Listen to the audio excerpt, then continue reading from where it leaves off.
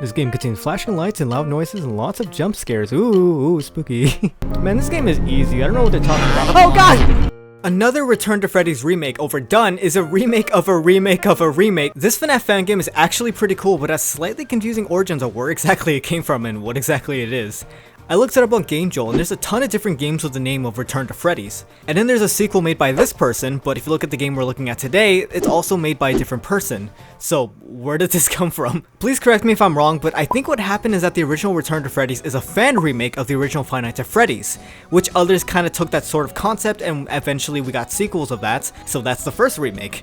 Then we got Return to Freddy's Rebooted, the original version that was posted in 2019, and then the same person made a remake of that remake, which is the one we're looking at today, which is why it's called another Return to Freddy's remake over. I have a headache. Jokes aside, this is honestly one of the cooler FNAF fan games that I've played recently, and I really wanted to talk about it.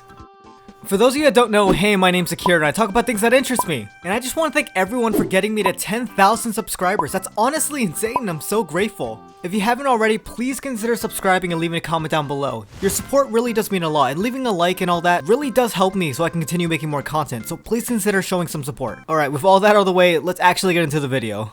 So there are two versions of this remake. I'd like to talk about both eventually, but I don't have enough time to get it all in one video, so I'll talk about the original later. So let's actually look into the most recent one, which apparently got an update not too long ago, which is actually pretty cool. Apparently we can go beyond 720, oh god no. So my first impression so far is that the game looks and feels pretty good for a free game. It's pretty smooth and responsive. I didn't have any lag or really any problems when I was playing, which is surprising because I don't really have the best computer. The game is actually really pleasing to look at. It's not exactly scary, but it definitely can be creepy at times. I love this slightly lit office, and the art style is also just great. It really helps with the lighting and everything. Opening the cameras and seeing how big this place is honestly a little intimidating. Well, it would be if I could see a little more. I feel like there's a bit too much static sometimes, and it's just hard to make things out. Like for example Pirate's Cove, but we'll talk about that later. The animatronics are cool. I feel like they work with the direction they were given, and once again I like the art style. I think they're based off the FNAF 2 designs. I think, looking at Freddy at least, he reminds me of the FNAF 2 design with the jaw. Speaking of characters, we actually have other FNAF 2 characters, which are the Puppet and Balloon Boy. Oh god, what happened to you? This game has the same number of cameras as FNAF 2, but the layout is more similar to the original FNAF, sort of.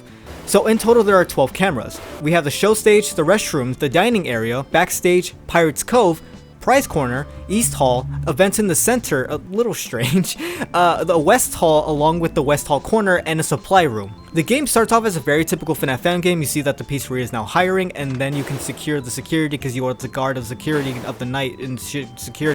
New pizza joint now hiring. Once abandoned kid-friendly restaurant, Freddy Fazbear has been given new life in older location. The process of wait. Sigma Studios hidden agenda. We can never trust the Sigmas. First night. All right, very excited. Man, Freddy decided to wake up and drink clown juice today. Oh, I love that. The gameplay is very simple. You just check cameras, and when you see them, you close the door. Though interestingly enough, there are quite a few changes.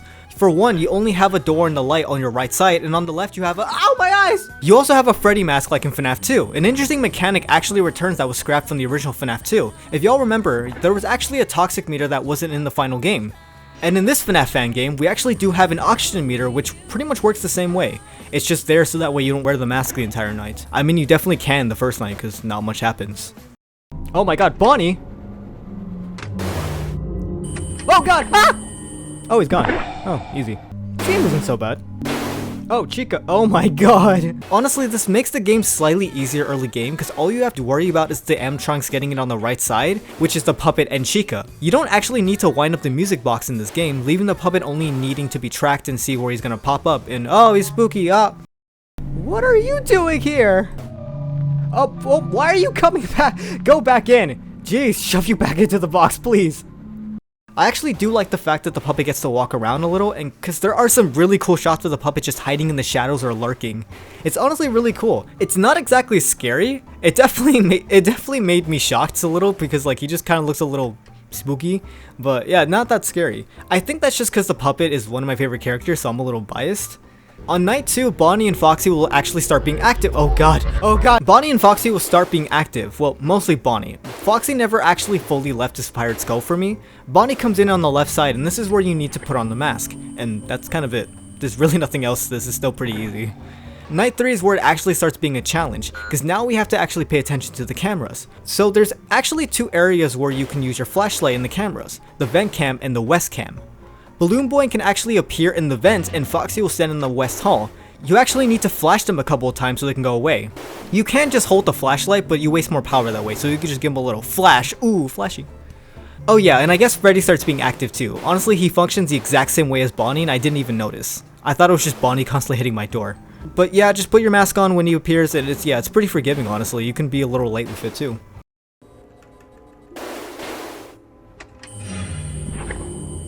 Oh no, shoot, the puppet! No, the puppet! Oh god! Okay, I thought I was screwed there for a second. I feel like I shouldn't be able to do that. Oh, Chica's right there. No, you're not there yet? God, everyone just attacks. Oh my god, you're here. Hi. And the oxygen meter too is very much like slow, so you can leave your mask on for quite a bit. Foxy really starts being active. He came out of his curtain like 4 times on night 3, and it's honestly kind of sad because Foxy doesn't run like he used to. He must have some pretty bad legs. My boy needs to hit leg day. So as soon as he comes out of Pirate's Cove, you need to flash him in West Hall. And my headcanon to that is I think what happens is you stop Foxy mid-run, maybe? I still would like to see him run a little. Oh yeah, I completely forgot. You actually get phone calls, of course. It wouldn't be a FNAF fan game if you didn't get phone calls. They're okay, I guess. I think they lean a little more into realism because the phone person is like, you're crazy to think these old machines won't work. Why the hell am I apologizing to you? You're f***ing weird. Okay, Night 4's call is kind of funny. Other than that, I don't think there's really anything to these. There doesn't seem to be any hidden lore, or any messages or anything like that. I think it's... Hey, how do you know about that old bear mascot? Oh. Uh-oh. So on night 5, we finally get to use the button on the left. Whenever we see a little head pop out, we flashbang!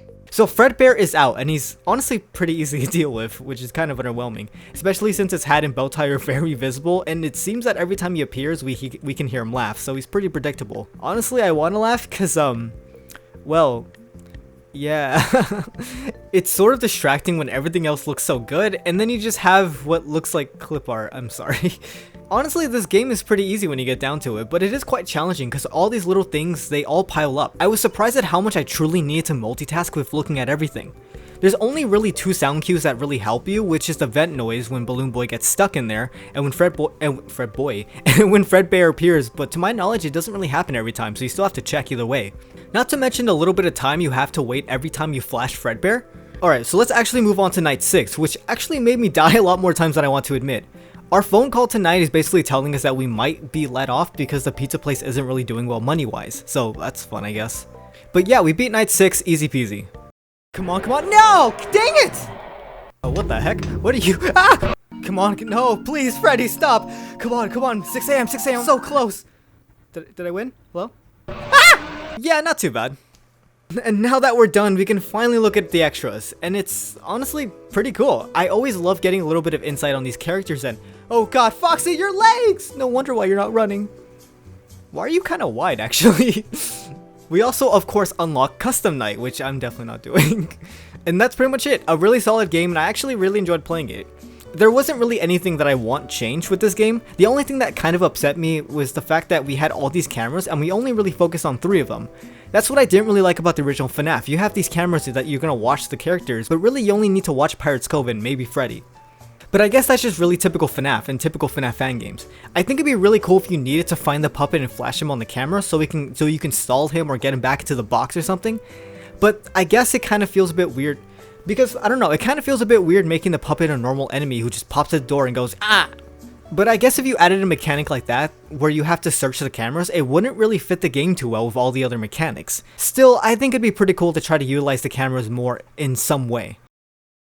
But yeah, thank you all so much for watching this video, and let me know if you want me to talk about Custom Night or play it or whatever. Apparently I missed a few secrets, so it'd be cool to go back and try to find them all. I think. Also, let me know if you have any other things you want me to talk about in the future. I'm always open to more ideas, and I love hearing everyone's suggestions. I read everyone's comments, so please leave a comment down below of what you want me to talk about.